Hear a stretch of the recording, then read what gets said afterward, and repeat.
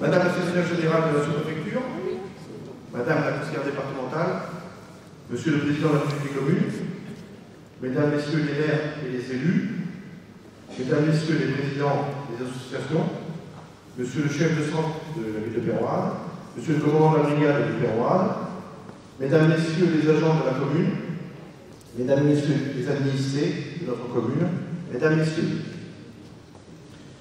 Cela fait plus de 2 ans que nous avons rassemblés pour fêter ensemble cette nouvelle année. J'ai un plaisir tout particulier cette année à vous souhaiter aux nouveaux Péroadais la bienvenue et je suis heureux que nous partagions ensemble enfin à nouveau un moment de convivialité.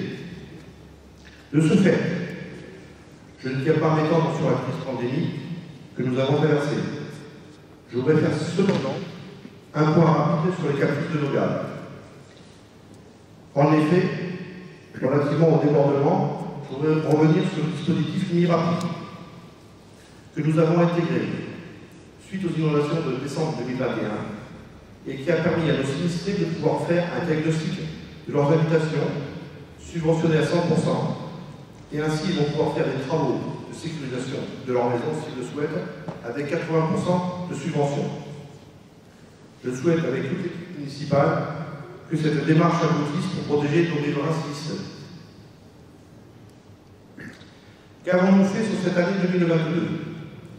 Une étude précise et réactualisée de la création d'un nouveau pôle scolaire en périphérie de la ville nous a permis, sur la base de nos capacités budgétaires et dans l'optique de la dynamisation du centre-ville, de nous réorienter vers la réhabilitation de l'existant, de nos écoles, de nos cantines et de la ville centrale.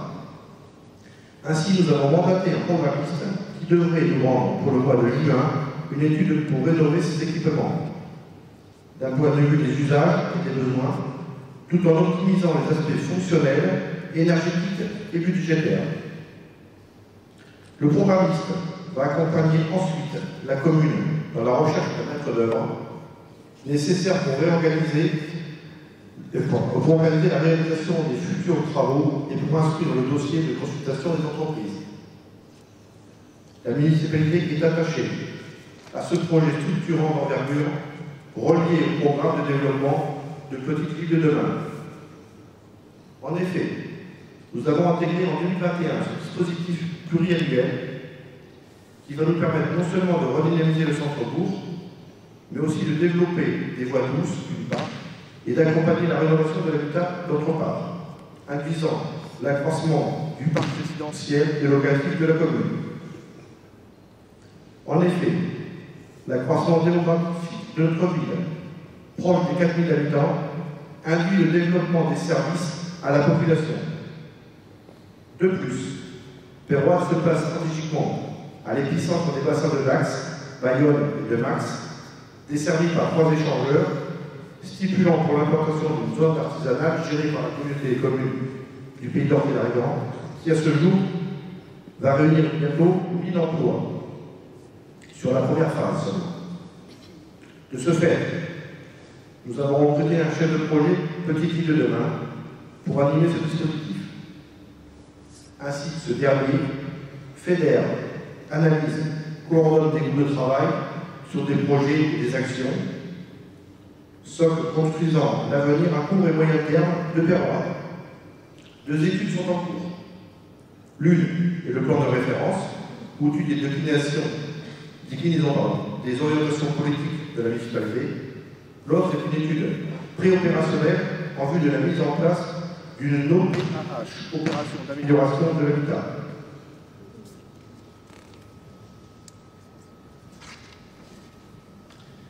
J'invite de ce fait les Péroadais et les Péroadaises à nous rejoindre dans cette dynamique lors de réunions publiques pour y apporter leur contribution.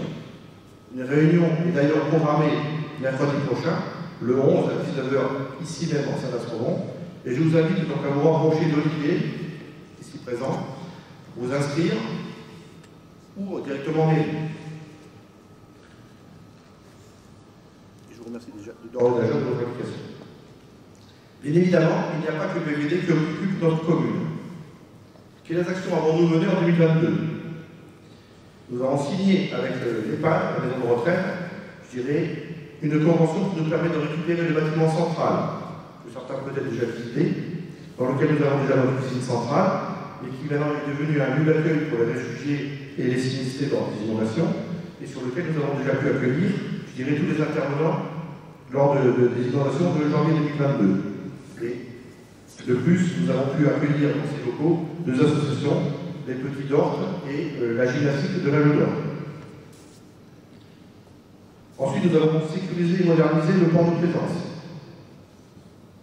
Nous avons réalisé, pour ceux qui connaissent, les anciennes écuries qui sont en face du château, et donc nous avons mis hors d'air ce bâtiment qui est classé.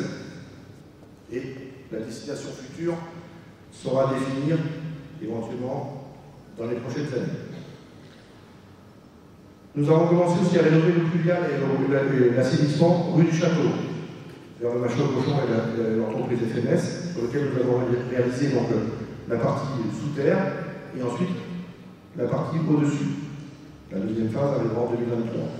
Nous avons rénové la rue du Ségué. Nous avons remis en état la toiture du Machaut-Cochon qui se trouve au niveau de la rue du Château. Et nous avons commencé donc à nettoyer la colline d'Astromont, pour pouvoir voir la Vierge et les bâtiments au-dessus. La deuxième phase arrivera en 2023. La première phase aussi de valorisation du lac de la Saverne, qui deviendra rapidement un lieu de rencontre intergénérationnelle, avec un nouveau skatepark qui sera livré courant avril ou début mai, avec une gagnette qui viendra animer le complexe.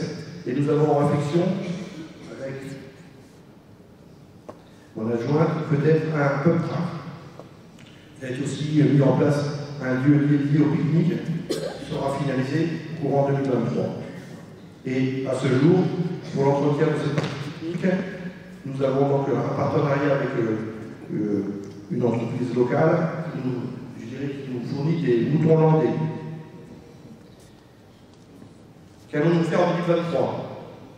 D'abord, comme je disais tout à l'heure, nous allons attaquer la phase 2 de l'eau pluviale et de l'eau usée, qui nous ramènera, après le petit rond-point que nous avons sur notre gauche, ici au devant du café Les Communs d'abord. Le chemin d'Astromont, pour ceux qui passent régulièrement, et vous avez pu voir que ça a commencé, nous allons le passer en vélo en route. Donc les vélos pourront circuler dans les deux sens, et les véhicules donc à moteur circuleront comme ils font aujourd'hui, dans le seul sens pour sortir de la commune. Bien évidemment, la vitesse sera baissée, et donc vous avez vu qu'on a mis déjà des dodanes en place. Nous commencerons aussi la rénovation des halles. Un rond-point aussi verra le jour devant le magasin Lidl, sur lequel nous avons un PUC, donc c'est un projet urbain partenarial, avec donc le magasin Lidl et la société Pierre-Val qui construit le bâtiment qui est juste en dessous. Il permettra, j'ai mis, de faciliter l'accès dans tous les axes. Nous allons créer aussi une liaison entre la route de Trompe et le lotissement La Triade pour pouvoir, je dirais, aiguiller ce lotissement. Un programme a été retenu pour nos écoles, j'en ai parlé tout à l'heure, et comme précisé, il nous présentera au plus tôt, donc c'est normalement au mois de juin, la phase de consultation et la recherche d'architecte. Je vous en ai parlé aussi tout à l'heure. Un skatepark est en cours de création, et je tiens quand même à rappeler que ce skatepark a été imaginé avec l'aide de skateurs, de jeunes skateurs qui sont venus et qui nous ont expliqué ce qu'ils souhaitaient, ce qu'ils voulaient faire sur ce skatepark, et nous avons pris des décisions ensemble. Nous travaillerons avec les communes aussi pour la sécurisation de la maison des services publics. C'est plus la maison des services publics, pardon, c'est France Service. Donc nous allons sécuriser cette route. La salle où vous êtes a des petits soucis au niveau des cuisines. Nous travaillons sur la rénovation des cuisines en 2023. Voilà les gros chantiers à venir. Mais il ne faut pas oublier tout le travail d'entretien des bâtiments publics. Les mises aux normes, la propreté, l'entretien des espaces verts, des trottoirs, du réseau d'eau et d'assainissement, de la plaine des sports, mais également l'engagement du CCAS, l'animation régulière de la ville, les relations avec les associations sportives, culturelles et culturelles, dont je salue ici les représentants. La gestion du scolaire, du parascolaire, la gestion budgétaire, les ressources humaines, le travail de la police municipale. La liste est longue, les acteurs nombreux, et je sais leur travail sérieux et leur engagement sans limite. Pour tout ce travail réalisé et futur, je tiens d'ores et déjà à remercier les élus et saluer le professionnalisme des services pour leur implication à relever les défis. Pour être acteur dans la construction de notre commune de demain et dans la contribution d'un meilleur service public en direction de nos administrés et de tous nos partenaires. Au cours des dernières années, nous n'avons pas toujours pu nous retrouver pour le départ de certains de nos personnels communaux. Je tiens ce soir à les remercier pour le travail accompli au service de la commune et leur souhaite une bonne et longue retraite. J'en vois ici quelques-uns. Je souhaite aussi, par ailleurs, la bienvenue aux nouveaux agents qui sont venus rejoindre nos équipes dans les 2 dernières années. Je les remercie d'avance pour leur engagement. Je pense qu'il est temps maintenant de passer au moment de convivialité, tant attendu par nous tous.